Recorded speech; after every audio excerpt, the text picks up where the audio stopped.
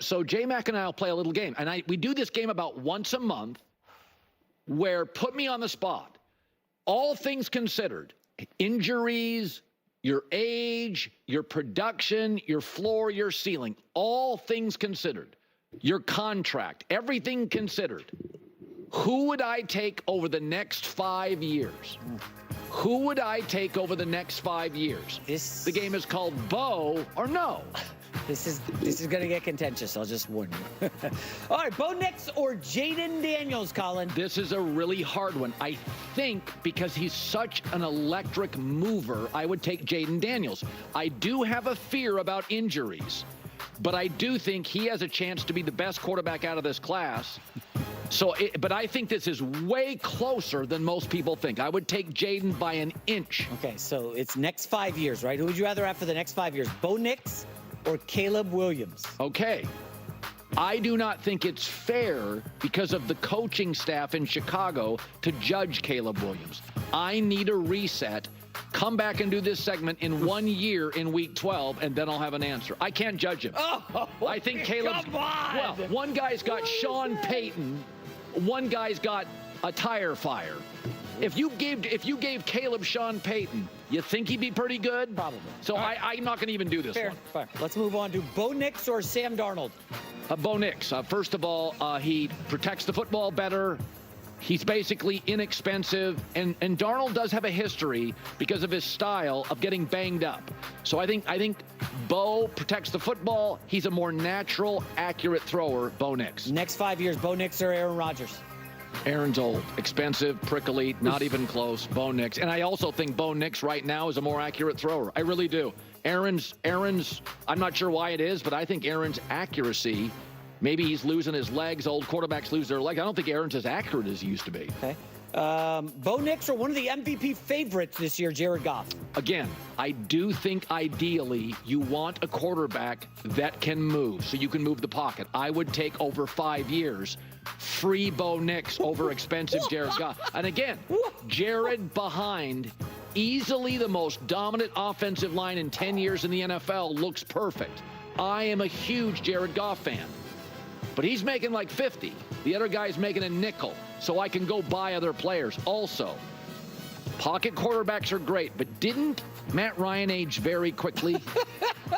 Pocket quarterbacks do not allow. By the way, Garoppolo and Brock Purdy. It's amazing how often Kyle Shanahan moves the pocket with Purdy, and he couldn't with Garoppolo. It matters. I just have to look and see if we're doing Brock Purdy or not. Bo Nix or Kyler Murray? Bo Nix. And I love Kyler. He's more durable. Wow. He's taller. Wow. I think there are things about Kyler that I've defended, but they're true. About the gaming stuff. I thought he was past that. I like Kyler. So if I pick Bo over Kyler, it doesn't mean I don't like Kyler. I've defended Kyler Murray for literally 5 years. But we're considering everything. One's real expensive. One's gotten injured. One's got a little bit of baggage that I have defended but I don't love. Over the next 5 years, I would take Bo Nix. Bo Nix or Justin Herbert? Herbert's bigger, stronger, more powerful. Herbert is in a short list of maybe 12 quarterbacks all time that literally checks every single box. Okay. Bo Nix or C.J. Stroud? C.J. Stroud is bigger. I think, again, C.J. Stroud is being harshly judged because he has a terrible offensive line right now. It was when he has Joe Mixon and last year's protection, either or.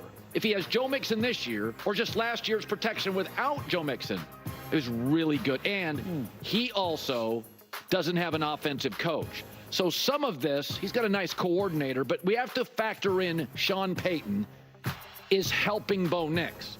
If C.J. Stroud had Sean Payton, I think you'd say C.J. Stroud. Okay, Bo Nix or Tua Tagovailoa? It's an easy one. One's expensive and one has a history of injuries. Okay. Now, both better probably than people think. I've come around on Tua. He is an incredibly decisive, accurate thrower in warm weather. If it's over 40, and by the way, Bo Nix could win in Miami. Could Tua win in December and January in Denver where it's 24 degrees? There's data that would indicate he couldn't. All right, here we go. Bo Nix or Drake May? I think Bo Nix is a more natural, accurate thrower of the football. I think Drake May has some better traits, taller, stronger athlete. I will say we both like Drake May. Yeah. Drake May is going to succeed in this league. He's going to succeed in this league. But go look at Bo Nix's last 7 starts with a roster that Vegas viewed as a 5-win roster. Oh, dear. Bo Nix or your guy, Russell Wilson? Bo Nix, easy. Yeah, okay. He's in his prime. All right. Cheap. I mean, this is not a... We got to zoom through this next one. Bo Nix or Joe Burrow? Joe Burrow. Okay, all Joe right. Burrow's an all-time elegant touch, fluidity, third down. You know, Herbert and Joe Burrow are... Come on now, we're talking top 15 all-time talents. Okay. I'm going to take a deep breath here. Bo Nix or Jalen Hurts? Very, very close. Here's what concerns me with Jalen Hurts. He is very dependent on his legs, and Bo Nix has proven, even through 9, 10 games, 12 games, I think Bo in the pocket is a better pocket passer than Jalen Hurts. Oh, great. Well, the guy who threw for 60 yards against the Jets like 6 weeks ago. In a typhoon. It was like a cyclone bomb. By the way, you know who was worse in that cyclone bomb? Aaron Rodgers. He stinks. We know that. I can't believe this, Jalen. Oh, my gosh. I'm sorry, Jalen. Bo Nix or Dak Prescott? Okay, Dak lost his mobility after the first surgery. Lisa Salter said he's not back for 8 months. What do I get? So, like, again, next year, Dak is, whatever he is a cap hit, 50 million, 60, whatever he is, one guy's free, one guy doesn't allow me to get a number 2 receiver. Not going to fight you on that one. Bo Nix or Jordan Love? This is the hardest one. It's the single hardest one. It is the single hardest one by a mile. I want to pass. I don't. That's 2 passes? Well, what? time out. What Here's my problem. Here's my problem. I think Jordan Love's bigger, faster, better athlete, better arm. And I like Jordan Love. Dude, he is reckless. And that does concern. I'm going to pass. We'll do this. What is this? What do you mean? Listen, we're letting you bend the rules on the Blazing 5. This is pushing the envelope here, Cowherd. Passing on 2 of them? Come on. Pooper, get off the fence. I don't know. I don't know about this one. All right, fine. We'll go to the last one, and we saved a good minute here. Bo Nix or Brock Purdy? I don't even think it's close. I think it's... I don't either. Bo Nix.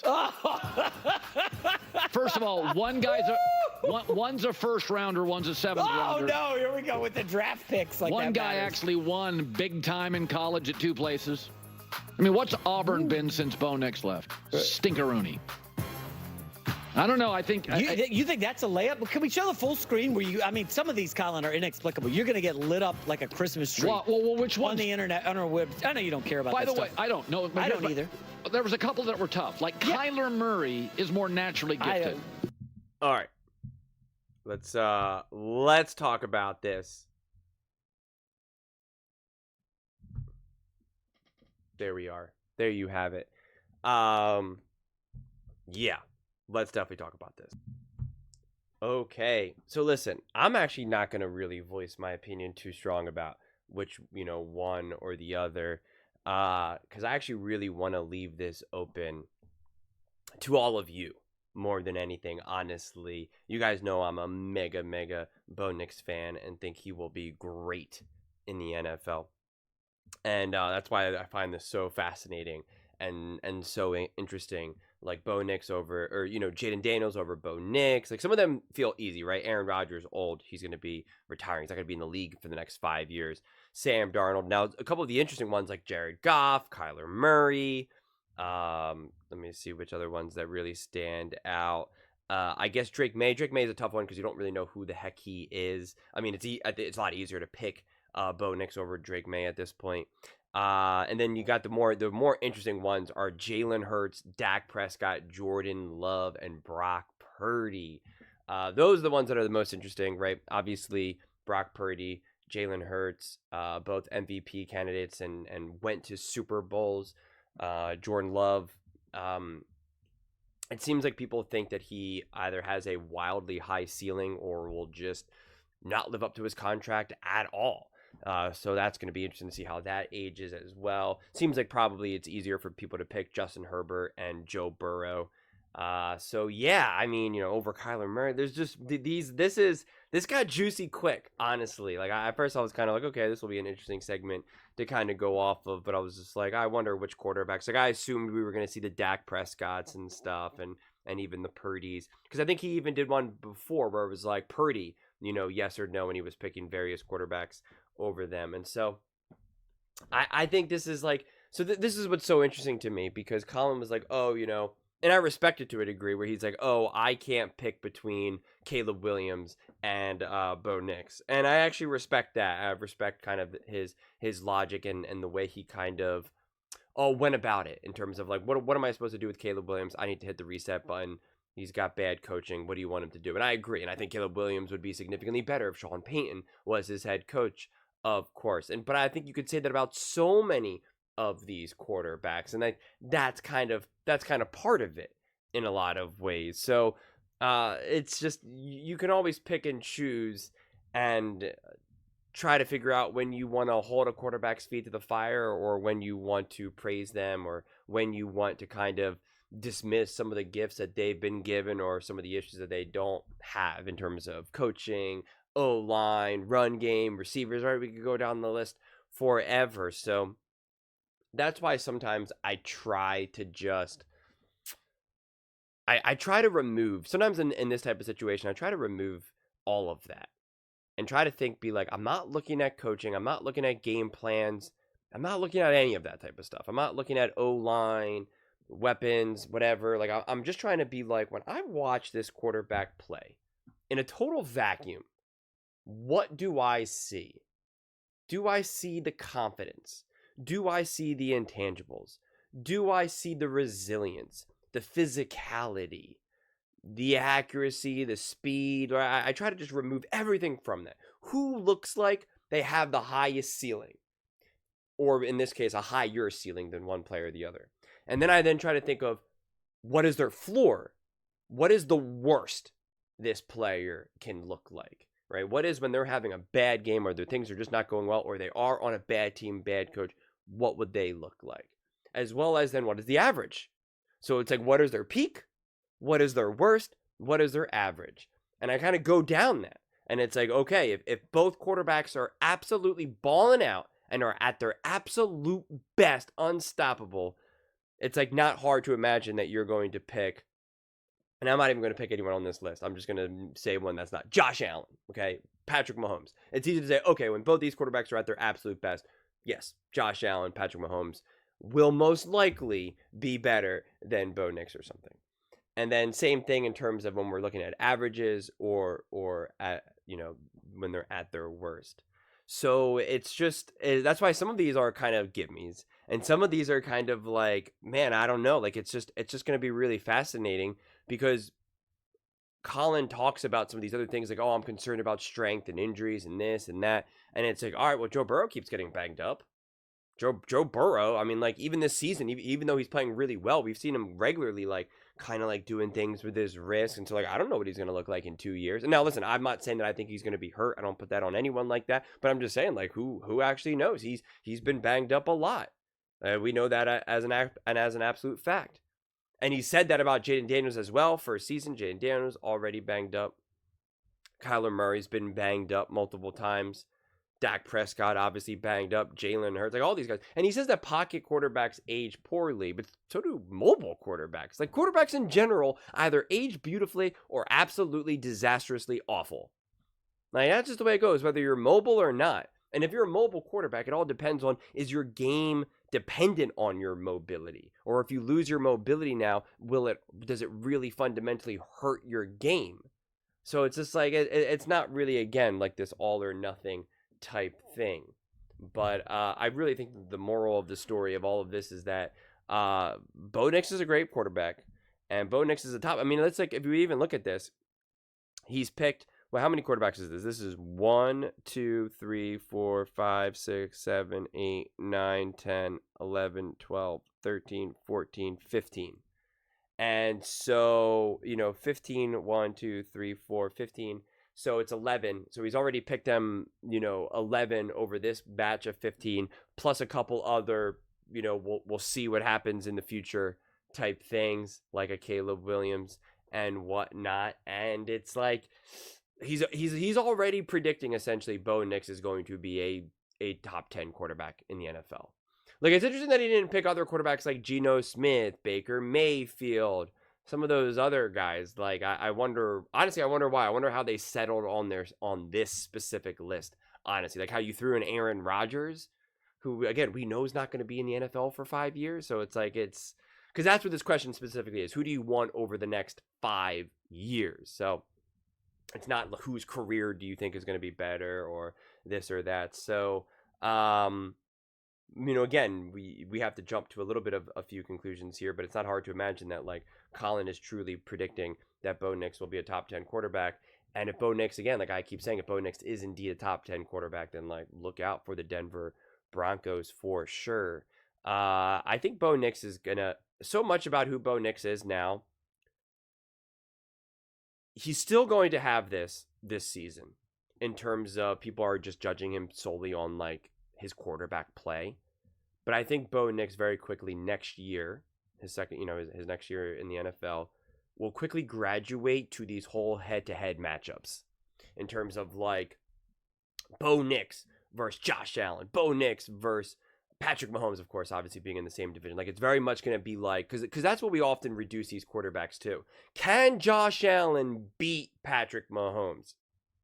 Can Joe Burrow beat Lamar Jackson? Like, that's what we do with the great quarterbacks. They don't necessarily say that. When Jalen Hurts goes up against Patrick Mahomes, whether, regular season game, playoff, it's not like, can Jalen Hurts beat Patrick Mahomes? It's, can the Philadelphia Eagles beat Patrick Mahomes and the Kansas City Chiefs? You understand? It's a different way of having a similar conversation. And typically you're not doing that with rookie quarterbacks. You're just like, hey, how's this quarterback playing? Are they winning games? What's going on? But I think very quickly, especially with the game of Bo Nix outdueling Patrick Mahomes, I think he's going to now be in that category of quarterback play where people really, really heavily look at the successes or failures through the lens of Bo Nix, which is a great thing. That's what they do with Josh Allen. That's what they do with Lamar, Mahomes, etc. And then you have a couple of these other quarterbacks who are, like, kind of caught in between two worlds, like the Dak Prescotts, the Jalen Hurts, where it's like sometimes they get a ton of the praise, sometimes they get a ton of the blame. Like, it all depends. It seems like you either love Dak Prescott and say he's a top quarterback and make excuses for him, or you say he's awful, he's not that good. Same thing with Jalen Hurts, etc. And I think Bo Nix will find himself in the category where it's just like, if the Denver Broncos win, they're going to be like, man, how about that Bo Nix? And if they lose, they're going to say Bo Nix was not good enough. He needs to step up. He needs to do blah, blah, blah, blah, blah, blah, blah. So it's an awesome place to be in. It's a really cool place to be in.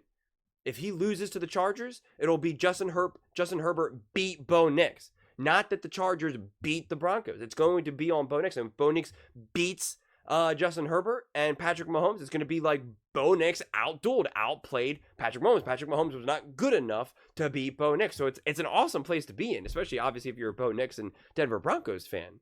So it's kind of fascinating to see this all unfold like this. And Colin made a statement saying, like, oh, a lot of people were sleeping on Bo Nix, or they were, not being talked about. And it's like, I know Colin has been super high on Bo Nix, and I've been super high on Bo Nix. And that's why it's like, I keep trying to create content around Bo Nix, and it has been kind of crazy to me. And I pointed this out before. Jaden Daniels got off to a hot start, right? Pretty popular. And there was some, like, feet dragging with content, but then there was definitely a time when there was a ton of conversations around Jaden Daniels, right? There was a ton of momentum. And now you have Bo Nix essentially going on a similar, if not better, stretch of games that Jaden Daniels did, and yet it's not being talked about in the same way. People were having serious conversations. They were like, some of the segments that we saw was like, who would you rather have, Caleb Williams or Jaden Daniels? And it wasn't so much because Jaden Daniels was playing poorly, or Caleb Williams was playing poorly. It was more because of, like, should have Jaden Daniels been the number one pick, essentially, right? Like, that's what they were using as kind of like a jumping off point. And yet there's no question about it. Have you seen a single segment that says, should the Chicago Bears drafted Bo Nix? Like, no one's having that conversation. Would Bo Nix be, because people were saying, mainly Nick Wright, that the Chicago Bears could go to the Super Bowl. Or is there any segment saying if Bo Nix was the quarterback for the Chicago Bears, would that still be a true statement now? Would they more likely have a chance to go to the Super Bowl or not, right? Like, it's just, I don't know. It's just kind of interesting to me, quite frankly, that we're not really getting the same level of content around Bo Nix, not the same level of hypotheticals that we had. This is the biggest hypothetical that I see, and it's not even really a hypothetical. It's more of just like, who would you rather have? So, yeah, and I know Denver Broncos fans think it's because the media doesn't like them or whatnot. I don't think it's that. I don't know what it is. I don't think it's an active dislike towards the Broncos or a lack of their popularity, because I think the Broncos are wildly popular and Bo Nix is wildly popular. That's why I love doing content around the Denver Broncos and Bo Nix, because the engagement is awesome. We have such awesome conversations and everyone's so passionate and interested, and I love that. I love making a video that everyone's like, yes, let's talk about this, and there's such energy and excitement.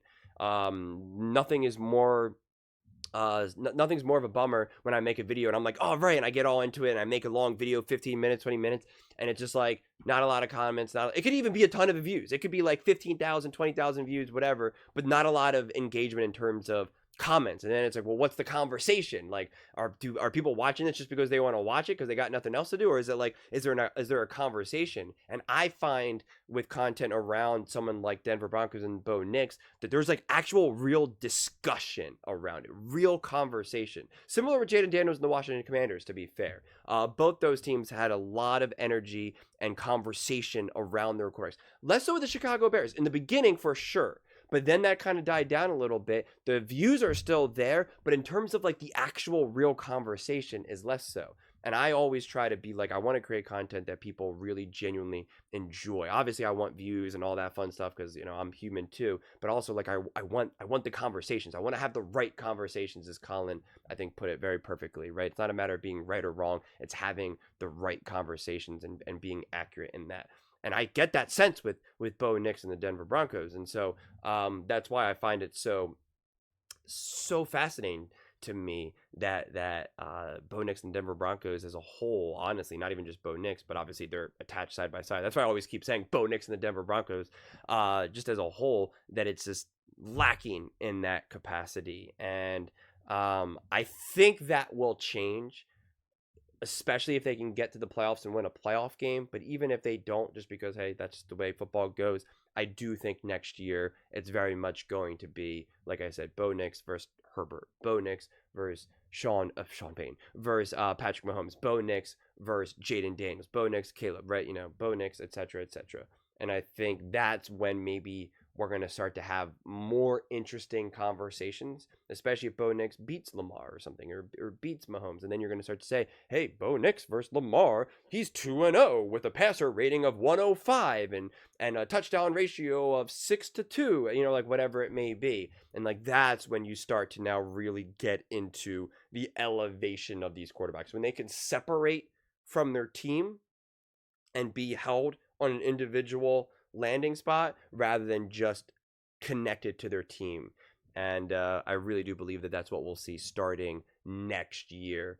And so it's probably why I think there's maybe a little bit less energy behind a quarterback like a Bo Nix, because Jaden Daniels, for whatever reason, and Caleb Williams for that matter, maybe it's their draft spot, maybe it's their popularity going into the draft in terms of media, I don't know, but they're already individual like that. They're already seen. And so that's why it's not necessarily always 100% seen as how good you are, but it's just like, I don't know who picks and chooses, honestly. Like, why Jaden Daniels is elevated automatically. That maybe it was because he got off to a hot start, and so people felt that he already graduated that rookie kind of aspect. And Caleb Williams, since he was a number 1 overall pick, having all that hype, it was kind of like, well, you don't get a choice. Like, you are an individual being the number 1 pick. And that's why some of these later picks, like the Dak Prescotts, the Jalen Hurtses, the Brock Purdys, even the Jordan Loves to a degree, kind of are given maybe not that same treatment. But yeah, I don't know. Always interesting to see. I'm always interested to see what conversations are being had and how they're being discussed. I always find that fascinating. But those are just my thoughts. I'd absolutely love to hear yours. What do you guys all think about Bo Nix and the Denver Broncos, and who you're picking, Bo or no, over Jaden, Sam, Aaron, Goff, Murray, Herbert, Stroud? Let me know in the comments below. I read every single comment, so whether you agree with me or disagree with me, either way, let's get in some discussions, let's get in some fights, but ultimately, let's just have some fun. And please do consider subscribing. We are building an amazing community here, and I'd absolutely love to see you part of it. I want to build something that we all genuinely feel connected to, something that we're really excited to be part of. I think we're well on our way to doing it. And please don't forget to give this video a thumbs up, as it really does help with the visibility and the algorithm. Thank you so much. See you next time.